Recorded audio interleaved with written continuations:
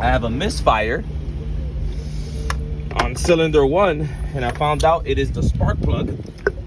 So we're gonna change that now.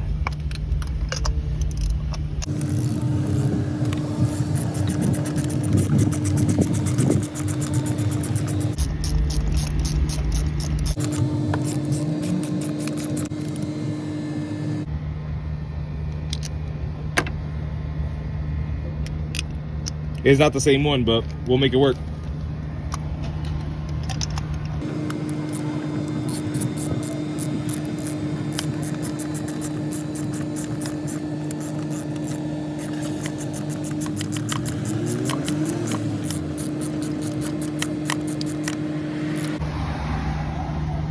Tick, tick.